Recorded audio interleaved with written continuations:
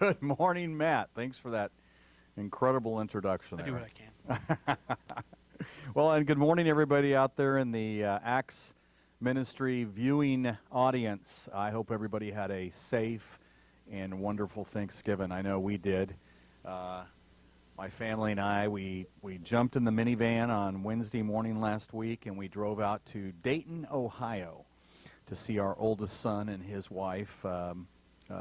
Noah's a second lieutenant in the Air Force out there at Wright-Patterson Air Force Base, and they're newly married. They got married back in June, so we had quite a trip out, a stay, and then a trip back. And I got to tell you, especially for the viewing audience that's here in Springfield, we don't know how blessed we are. This is a nice area to call home, and I got to tell you, Saturday night late when we pulled in, we were sure glad to be back in Springfield, even though it's this time of year and all that kind of stuff. But anyway, we had a great Thanksgiving, and I got to tell you, one of the things we did out there, I'll get into the gold and the silver and everything else here in a minute, but especially for you veterans, we or flying fanatics, we went to the Air Force Museum, and we spent the entire day there on Friday.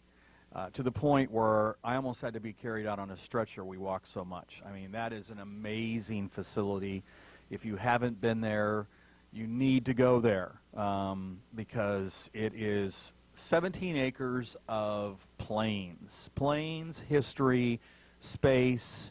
I was just really, really amazed and stuff like that. We kind of started in the beginning, which was with the Wright brothers, and we went through that whole section, and I mean, the courage those early aviators had to have had is just beyond belief. I mean, some of those devices didn't even look like they could get airborne, let alone fly. And especially as they started getting into their military efforts, where they might have a bomb or a machine gun on them and stuff. And then we went into the World War I side of it, and spent a good amount of time there because technology was changing so rapidly. Obviously, the planes were becoming more and more developed and stuff, and the engines and stuff. I mean, I could probably spend the whole show talking about this experience and stuff. I will tell you there was a couple of emotional moments for me. When you start to go into the World War II exhibit, you go through a little part of it that's dedicated to all the camps that the Germans had during the war and stuff. And I didn't realize there were so many. I mean, we've always heard about Auschwitz and, a few others and stuff. But, I mean, there was over 20. And it was just a real emotional moment and stuff. And then we got into the World War II part of it. And it was just amazing. Then they get into Korea and the Cold War. And it just, looking at how they went from propellers to jets was phenomenal and stuff. It was kind of funny because they have volunteers around at the different exhibits. And, you got a picture, there's like a macro exhibit, let's say for World War II. And then inside there's different little smaller exhibits. Like, for example, there's an exhibit for Doolittle and Doolittle's Raiders, which were very courageous airmen, and so we were looking at a I want to say it was a B-24. It was one of those ones that used to fly the bombing raids over Europe, and they had gun turrets everywhere, and so we were, needless to say, on the ground, and we're up underneath, and these are all inside. I mean, these are all like huge hangars, 17 acres under hangars. And so we're inside, and we're underneath this, I want to say it was a B-24. But anyway, we're right next to the underside gun turret. So if you know what I'm talking about, I mean, there's the plane, there's the bottom of the plane, and then there's a turret right underneath it. And there happened to be a volunteer there, Raymond, I think his name was. And he was just really a nice gentleman, and we started asking him questions, and he was just full of information and stuff. And, our thought was whoever had to sit in that gun turret was probably, at the most dangerous point. And he said, as it turned out, you know, as the war ended and they were doing all their analysis and stuff like that, that was probably, not probably, statistically, that was the safest position in the plane. Now, imagine that. That's the guy that's in the turret. The turret's pretty much glass, so it's not like he has any metal that's really protecting him from bullets or anything. And he's laying on his back, essentially. I mean, if you could see the position they had to have, and they'd climb in there. They had to have a smaller guy, and then they'd be on their back pretty much for 6 hours at least for their flight, and it was just amazing. And it was a little bit risky because they didn't have a parachute on. So when it came time to, if they needed to get out of the plane, they had to turn the turret a certain way so they could climb out of it, get up into the belly of the plane, and then put their parachute on, and then jump out.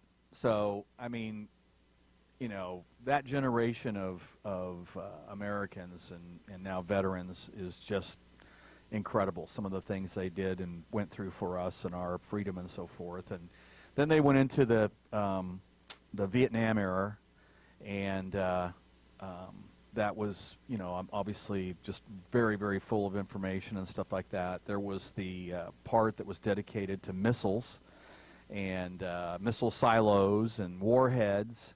And I will tell you this, one of the things that really got me is they had the, I think it's pronounced the Enola Gay, the plane that literally took the bomb to Nagasaki, I believe it was. You know, they had replicas of the two bombs. There's Fat Boy or Little Boy and Fat Man or something like that. If somebody knows, text. Was it Nagasaki? It was well, there was two. There was Hiroshima and then Nagasaki, and they apparently what they did is they bombed Hiroshima first, and you know they asked. They still refused. Yeah, they still refused. I mean, if you can believe that. So then they dropped the bigger one on Nagasaki a couple days later, and so they had the plane and they had the replicas of the bombs, and that was just amazing. They detonated those bombs at 1,800 feet above the ground, and so just, you know, interesting parts of our history and stuff. But we got into the missiles, and then we got into the presidential section, and that was kind of fun because they had 4 different Air Force Ones that had been used. They had the one that was used by FDR.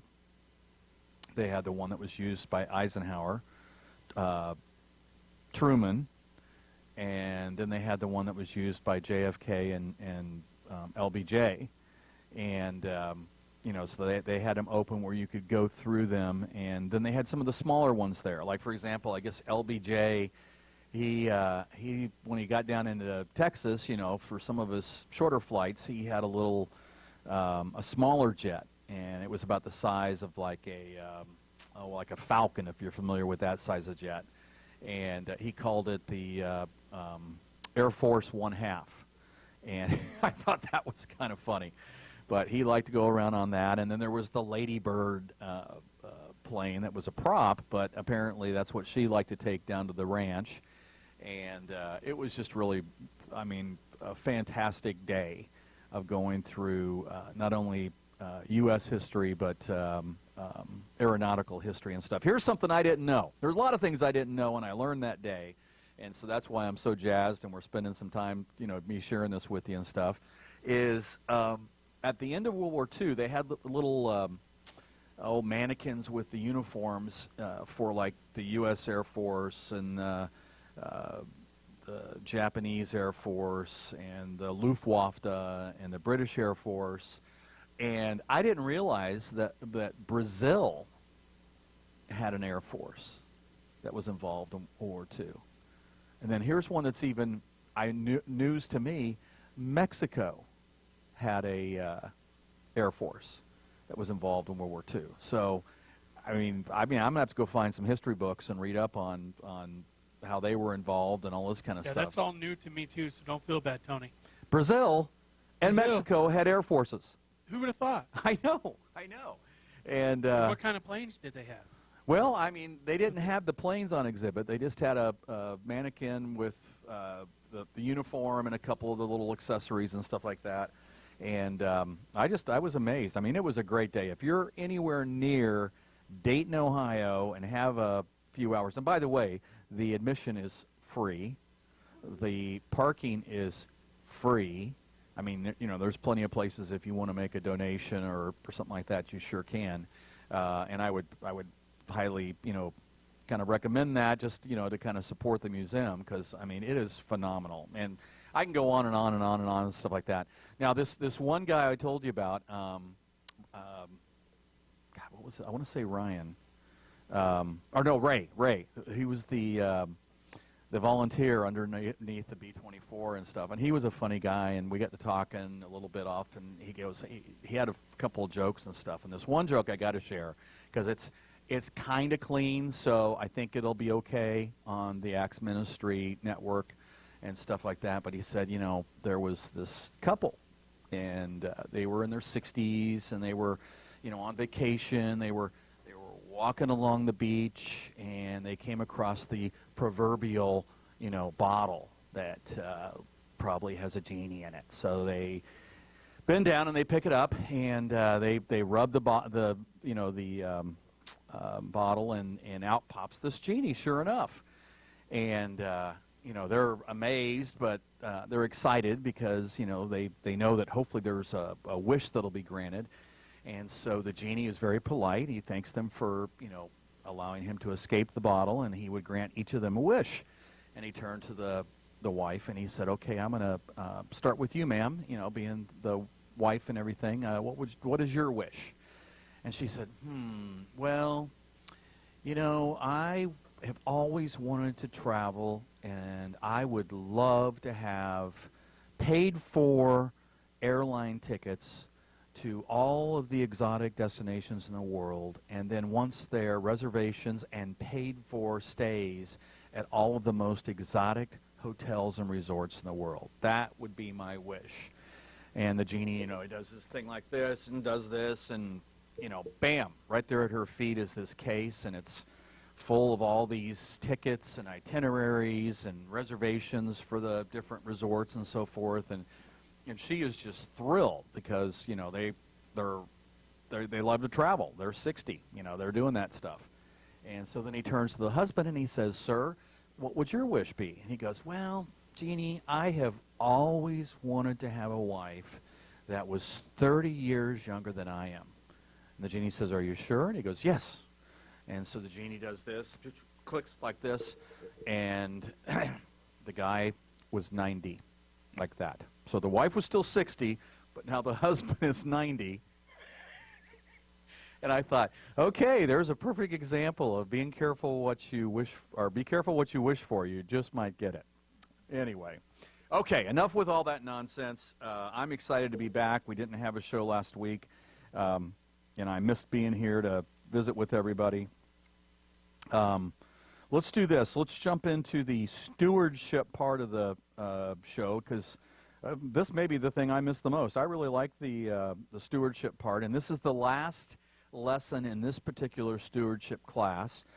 Between now and next week's show, I'll find a new one that we can start on and stuff. This is our second course that we're completing, and hopefully you all are getting something out of it, and I know I am.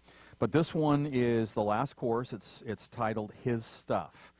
And it starts with, you have probably noticed that over the last few devotionals, we have been focusing on material blessings and how we should view those blessings. 1 Chronicles 29:14 through 16 is very helpful to see God's perspective. But who am I and who are my people that we should be able to offer so willingly as this?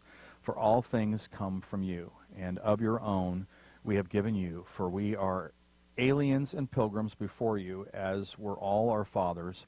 Our days on earth are as a shadow and without hope. O Lord, our God, all this abundance that we have prepared to build you a house for your holy name is from your hand and is all your own.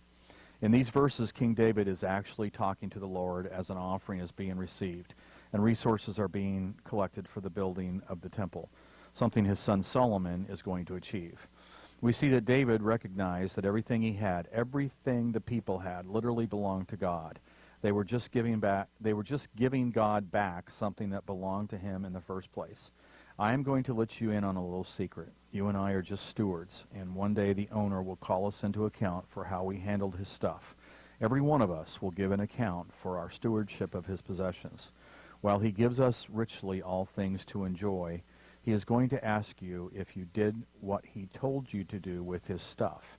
It is not our stuff. Material treasure is a stewardship, and we must do what the owner wants with it. This means we have a responsibility to be listening for the owner's voice and following his instructions with his goods. And that is the end of that devotional. The Bible verses was 1 Chronicles 29, 14-16, and I just think that is very powerful because, we're just kind of passing through, and we get judged on, what we do with the short amount of time we have here, and I think if we keep from all these devotionals we've read, that in perspective and have our relationship with God be the top priority, no matter how much or how little money, gold, silver, possessions, cars, whatever it is that you have, you keep that in perspective because it's his, and, we need to share that. And I know Jim Winey well enough at this point that, he is a big proponent of, if you've got the ability, don't rest on your laurels. Don't have your relationship with God and not share it with anybody. I mean, especially if it's somebody that maybe doesn't have a relationship with God, doesn't know, Jesus Christ and stuff like that. And so, I know Jim would be a big fan of, if you've got an extra couple bucks, rather than spend it on a Starbucks coffee or a pack of cigarettes or a combination of the two, why not buy a new Bible? And when you see somebody that could benefit from it, give it to them. And I'm sure they would get a lot more out of a Bible than they would out of giving them, the $10 or however much, especially if they're the types that, the next thing you know, they're wandering over to the liquor store and doing that number, which unfortunately there's a lot of folks that do that. So anyway, enough of that. I just thought I'd kind of mention that because there's so many of us, myself included, that are blessed here in Springfield, Missouri. And I know I was away a week. I know I probably lost the routine a little bit, but I see the gold microphone on the horizon. Matt. Yeah. Oh, was you talking to me? Oh, I got you now. All right, whenever you're ready, Jay. Hey, everybody. Welcome to the Producer's Desk here at Acts Ministry, Acts Media Group, Acts Television Network. I'm glad to be here, and I'm glad you're here, and thank you for being here, Tony. Today's show is brought to you by naturalsolutionstore.bz. Now, I have a question for you. Do you feel lethargic, bloated, have weight gain, smoke, or regularly consume alcohol? Yeah, I was lethargic there. See how I did that? Well, you may need a liver support supplement. Easy and gentle, only 2 capsules per day. No handful of horse pills here, like some of the other brands. Now, you should gradually feel an increase in energy, better overall health, and improved mental clarity. So normally your liver removes toxins from your blood. An overload of waste, alcohol, and pollutants can result in an infection or harmful bacteria. The liver's importance is underlined by the fact that it is the largest internal organ in the human body. Of course, the external largest is the skin, actually, but that's external. Anyways, although it can function with up to 75% of the organ diseased or non-existent, it will not be as successful at eliminating toxic elements from your body. Now, a poorly functioning liver will not produce enough bile, meaning that the proper absorption of nutrients, digestion of food, and metabolism of fat is prevented. Liver cleanse is made from various herbs that support liver and the kidneys. Obviously, these capsules do not contain any artificial ingredients or common allergens. You wouldn't want to put toxins into your body while you're trying to remove them. So here's what we got. Rapidly repair, protect, and detoxify. Regular exposure to environmental toxins like cigarette smoke, alcohol, poor diet, medication, and working in polluted areas can overwork your liver. So the common symptoms of an overworked liver include lethargy and what I mentioned earlier. So if you want to get your liver back on track, go online, www.naturalsolutionstore.bz. Pick up a bottle of Liver Cleanse today. Back to you. Thank you, Matt. And I didn't notice you being lethargic when you had that new guitar in your hand. But No. It's hard to be lethargic when you got a guitar in your hand. Well, welcome back. Okay, so a couple of things I thought I would do is let's go through the prices because it's been a couple weeks now, and needless to say, when things trade, the prices change, sometimes by the minute. Gold, now these are for ounces. Gold right now, as of 9/22, is $1,474.40 an ounce. Now that's the spot price, and we'll, in another show, get into spot prices and what that means and so forth. But basically, that's the spot price. That's the price that is from the miner who gets it out of the ground to the mint. Silver is $16.95. Platinum is $906. Palladium is up to $1,877. $1,875. And rhodium is $5,800 an ounce. So we've seen some movement there. Copper, now these prices are by pounds. Copper is $2.65 a pound. Nickel is $5.99 a pound. Aluminum is 80 cents. Zinc is $1.03. Lead is 86 cents. And uranium is up to $26.10 a pound.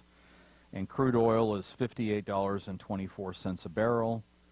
And then the Dow right now is up 208 points, up to 27,710.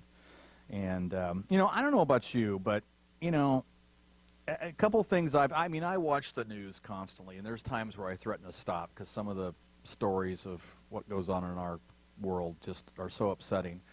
But, you know, this president we have has a tendency to tweet and talk a lot. And day before yesterday, you know, he made a comment that made it sound like the talks about resolving the tariffs and the trade war with China were not going to resume or happen until after the election in 2020. So yesterday you saw the market go down about 1%. And then earlier this morning he was doing a press statement, and he was quoted as saying that the talks with China were going very well, as if they're ongoing. So the only reason I'm bringing it up, because, you know, I want to be a good American and not criticize my president and all those kinds of things, but I just at some point wish we were getting the straight story, because we do have speculators, we do have people that, you know, just a little piece of information like that and they make a decision, which is kind of what drives the market. There was a guest speaker on CNBC this morning, and he was talking, you know, like if the market goes up 1 or 2%, you know, in a day, who cares, really? I mean, what you should be looking at is a longer term position. And that's one of the reasons why I, you know, started recommending gold back at the beginning of the year to my clients and to other people I work with, and still do, is that if you don't have 10% of your portfolio in gold, you need to.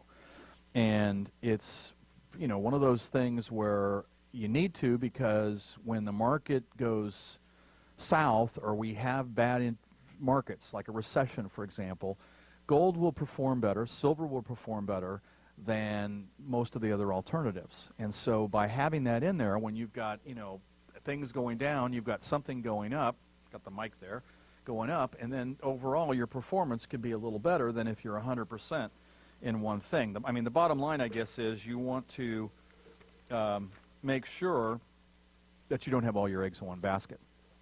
And so I thought that was kind of interesting.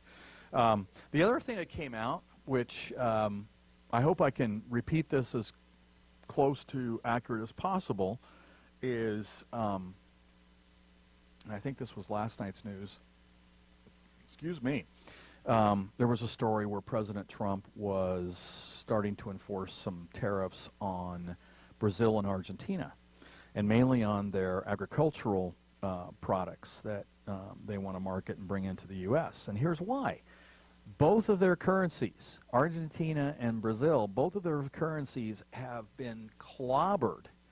So as they bring things into the U.S. and people convert it to the U.S. dollar, you know, it's incredibly cheap compared to what a U.S. farmer's trying to sell. I mean, if you're trying to buy soybeans from, you know, a farmer in Brazil or Argentina, and you're comparing it to the guy in Kansas or Iowa, they're going to have an advantage. So he's been putting the tariffs on there. The only reason I'm bringing this up is that, you know, we've talked a couple times on this show before as far as the overall overwhelming debt load that not only we have as a country, but we have as a world. And here's two, you know, fairly good-sized economies, Brazil and Argentina, where their currencies are being devalued to the point where those people, I mean, overnight, you know, in some cases, they're waking up and finding that their X amount of dollars are about, you know, 10 cents on the dollar as compared to when they went to sleep that night. So just think what that would feel like if it happened to us here in the U.S. I'm not saying it's going to happen tomorrow.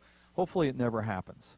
But I am saying that it is happening in the world, and President Trump is making a few adjustments with our trade relations with those two countries to protect our farmers here in the U.S., and rightfully so. I mean, you know, our farmers have kind of taken it in the shorts, I guess you'd say, as far as this trade war. And, you know, I know what a couple of my clients were getting for soybeans and wheat before this happened, and, you know, what they got last year and what they're getting this year, and it's a significant difference.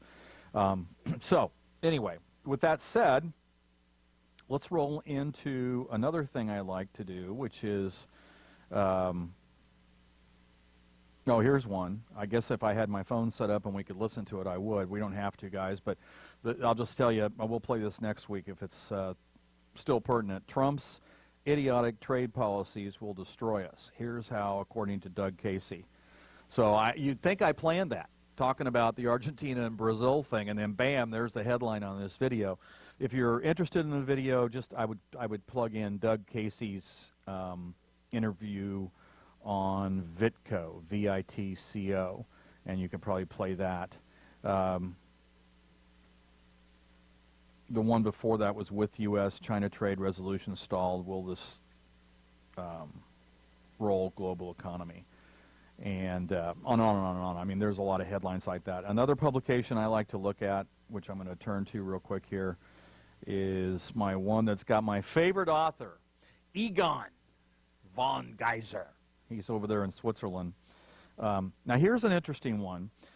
This just hit the wire. I mean, this is this morning.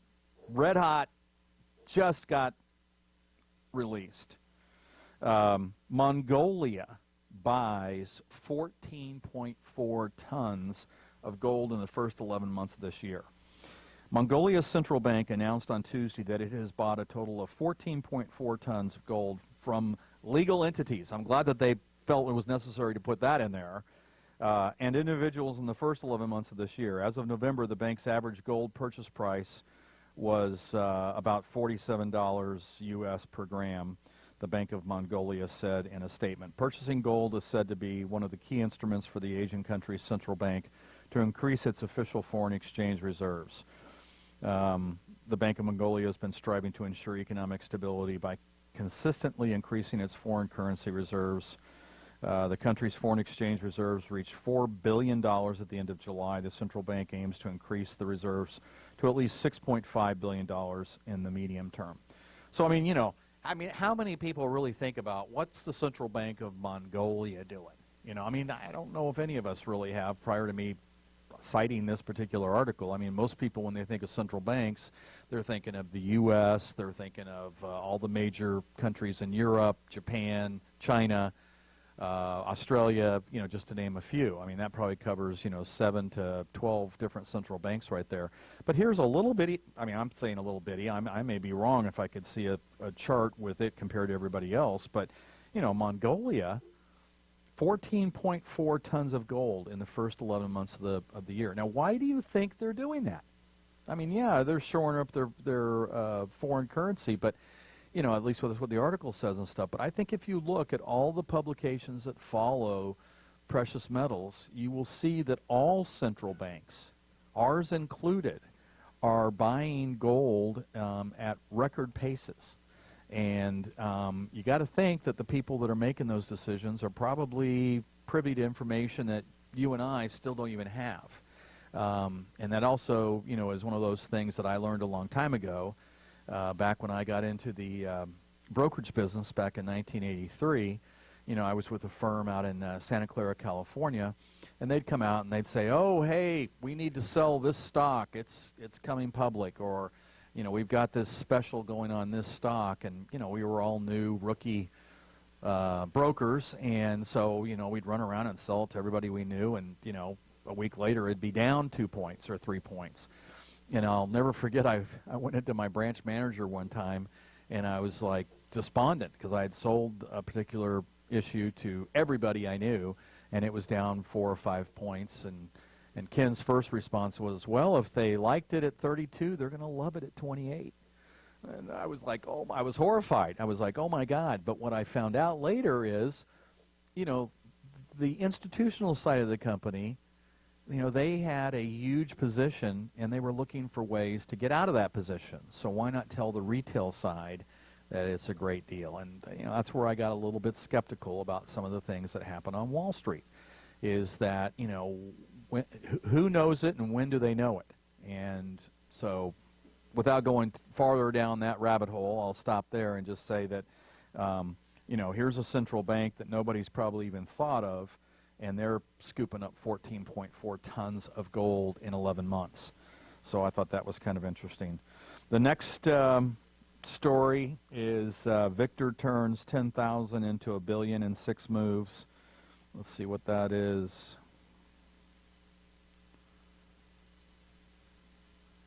I'll tell you what I'll do is I will take and review that one over the week, and then maybe show that one next week with some graphs or some charts if we can get Matt to help me figure out a way to do that so you can see that on the screen, because there was a lot of charts and graphs there.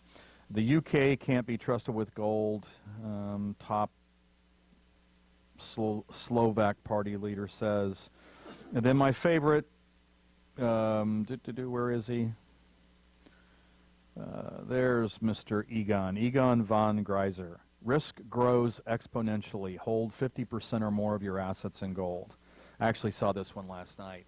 And most people, if you look at all the different publications and talking heads and stuff, if they acknowledge gold at all, they're saying somewhere between 5 to 10%.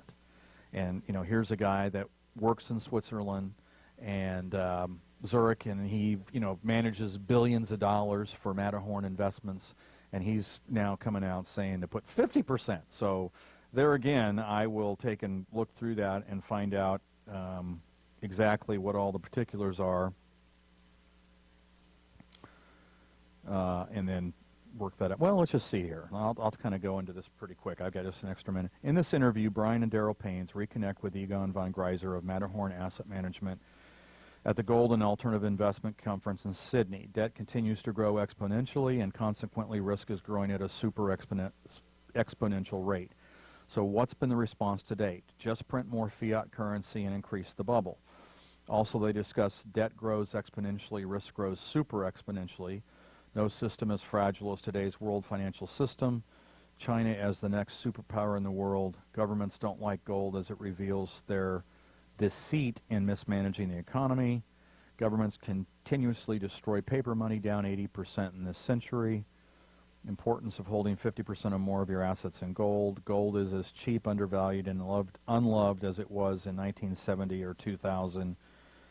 And physical gold outside the banking system represents your personal life insurance. So you can see that there are some very interesting topics. And now that I scroll down to the bottom of this, what I can see is this is actually an interview where if I did have my phone plugged in, we could play it. So I don't have my phone plugged in. I won't stall for that time to do that. I will just next week we'll have this interview broadcast so you can listen to their exchange on all of those topics, which some of those were kind of interesting, I thought. Hopefully you would agree. but anyway, that is kind of an update on some of those news sources. Now, one thing that I saw this morning that I was kind of intrigued with, because I have alerts. I don't know if you do that or not, but with Google, for example, and I think there's a few other news sources, you can set up alerts on anything that you're trying to keep up with. So, for example, like I have alerts set up on all my precious metal companies: Regal Assets, 7K Metals, National Gold Consultants, American Bullion. I mean, I could go on and on and on as far as companies that I follow and track and tune into their broadcasts and so forth. Kitco, for example. And there was a new article that came out. Let me find my glasses. Here they are.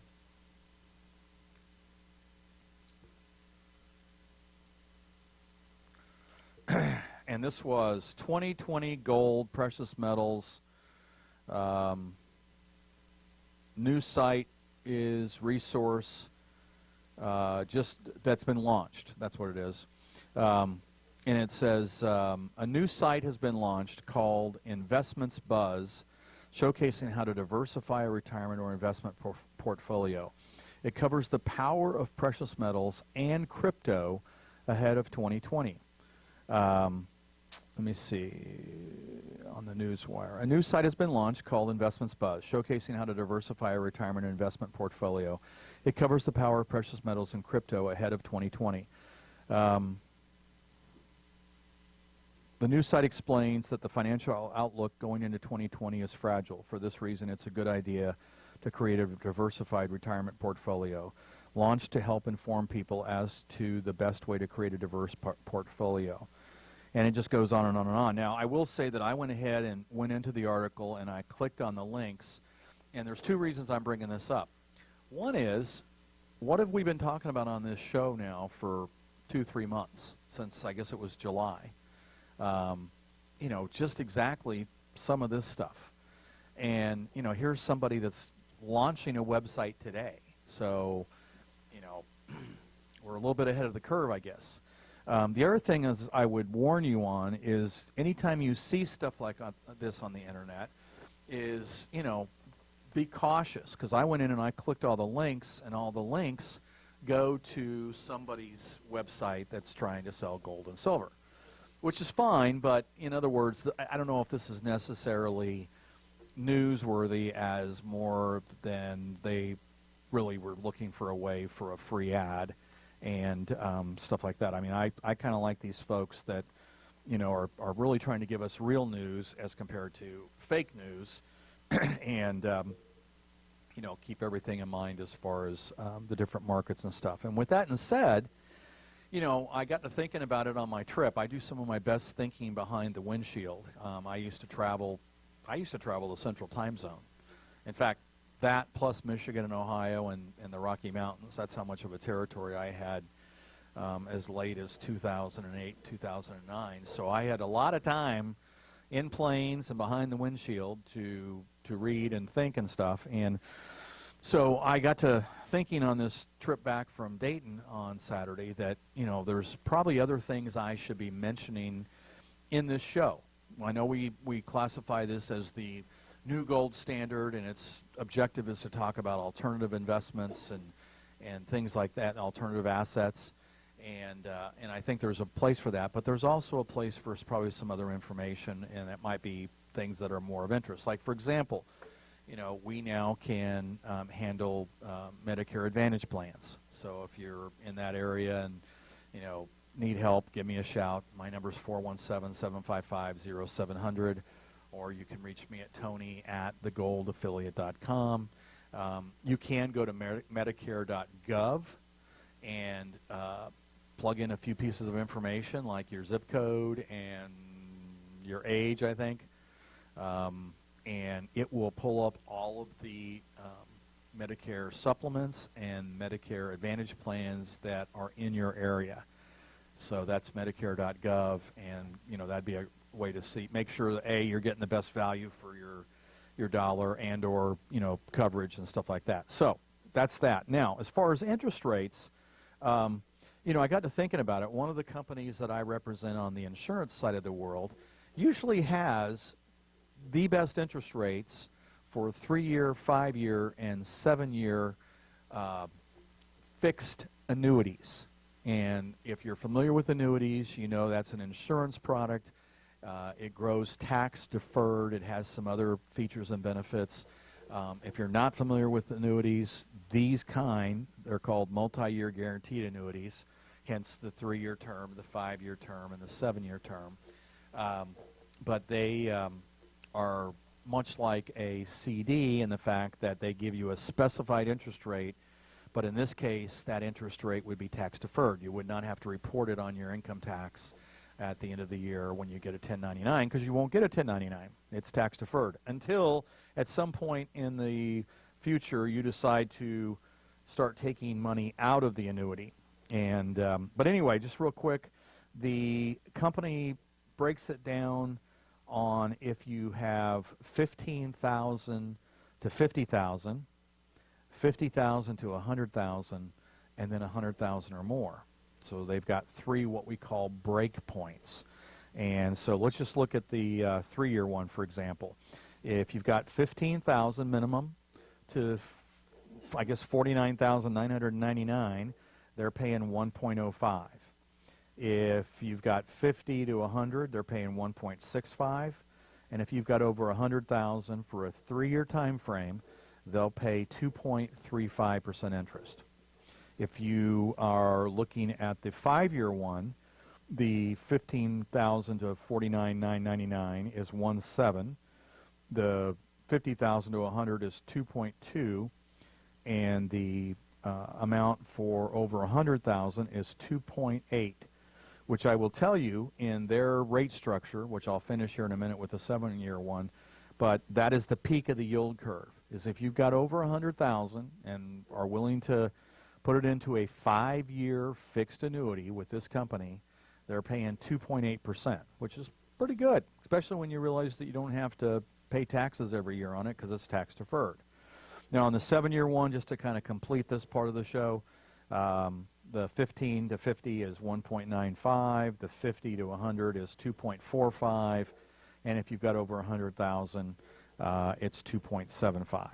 So there again, the peak was the 5-year over 100,000 at 2.8. And one of the things I like to tell investors to do is anytime that there is some uncertainty in the market, and I don't know if there ever is a time when there's not, but especially with everything that's going on these days, I like to encourage folks to ladder their holdings, especially in fixed investments and annuities and stuff like that. And if you're not familiar with that term, instead of putting 100% of your money in, let's say, like the 5-year one, which at 2.8 looks like that'd be the smart thing to do, it might be more prudent to put a third in the 3-year one, a third in the 5-year one, and a third in the 7-year one, or however we want to slice and dice it. I mean, if you have enough, we can put 20% in one and the other 80% in 4 others and stuff like that. But the benefit to an investor on this kind of a strategy is if rates go up, they're not stuck in something that's paying a lower interest rate, which was good at this moment, but 2-3 years from now might not be as good. So that shorter term maturity, as it comes due, it'll be available to reinvest. And if rates are higher, they can take advantage of that. If rates are lower, it's not like you had all of your eggs in that short-term investment and now you're forced to invest it in lower terms. So it's just a strategy I learned 30 years ago that I like to use for investors because it makes so much sense with our economy and our investment climate. I mean, if we knew then what we know now, hindsight being 2020, we probably all would have went in and locked in long-term bonds and long-term CDs and annuities and stuff back in the 85, 86 area, 84, somewhere back there. I remember in 84 when I first moved to Springfield, there were some CDs, certificates of deposit, that I was able to offer.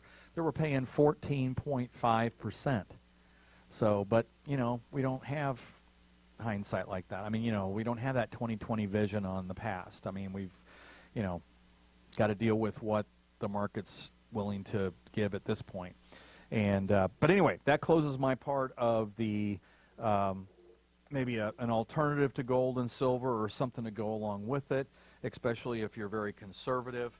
Another thing I thought I'd do with this show, and as you can probably tell, oops, let me see if I can get this going here. Got my laptop with me with the battery. It was all charged up when I left the office a little while ago. It's a pretty good one. So let's see if I got some juice here. You know, I kept talking for several shows about 7K metals and their dealer direct pricing. And just kind of a review on 7K, they are a membership type program for precious metals, much like a Costco or a Sam's Club or Amazon Prime. You know, you pay a membership, and then once you've paid that membership, you're able to go in and, you know, get all these different items at deep discounts that, you know, if you don't have the membership, you don't have access to. I know my wife and I, we love Sam's. I wish we had a Costco here in town, but we don't. In fact, we almost did that in Dayton. Our daughter-in-law goes to Costco, and we were like, oh, take us. And we were too busy with the Air Force Museum. But anyway, that's neither here nor there. So I thought what I'd do is I'd go through and just kind of give you some pricing. On the dealer direct pricing, right now at 7K, they have a tube of 20 American Silver Eagles listed at $385.40. Now, let's do this real quick. Fingers don't fail me now. If you take $385.40 and divide that by 20, you've got $19.27. And that would be for an American Silver Eagle, and there's 20 of them in there. So my point is remember what the spot price was on silver. Silver was a spot of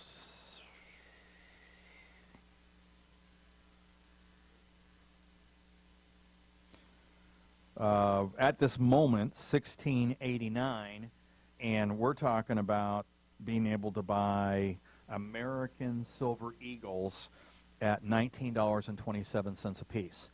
That is an incredible price because of the normal markups involved when you buy gold and silver. We've talked about that on the prior shows a little bit. So there's just a little piece of evidence there that some of their pricing is phenomenal. They've got Great Britain Beaufort 2-ounce queens.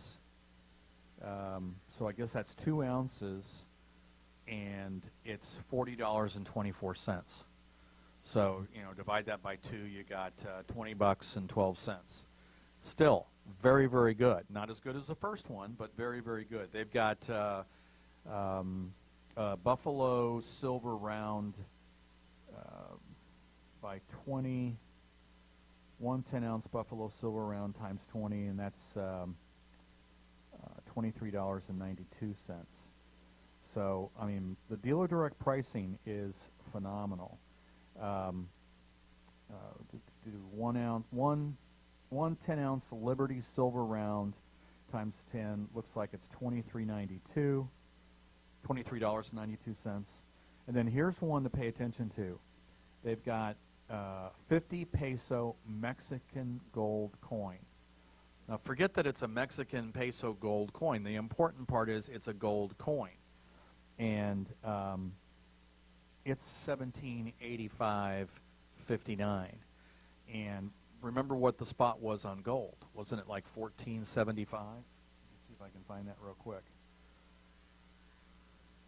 Gold was $14.72.70. So, I mean, here's, 50 peso Mexican gold coin, $17.85.59. That is a phenomenal price for that kind of transaction. I could go on and on. I brought the website. That's what I brought the laptop and stuff. But I got a 4-minute sign from Matt. Here's one that's unbelievable. I got to read this to you. I see 3 more real quick. American Gold Buffalo 1-ounce common date coin.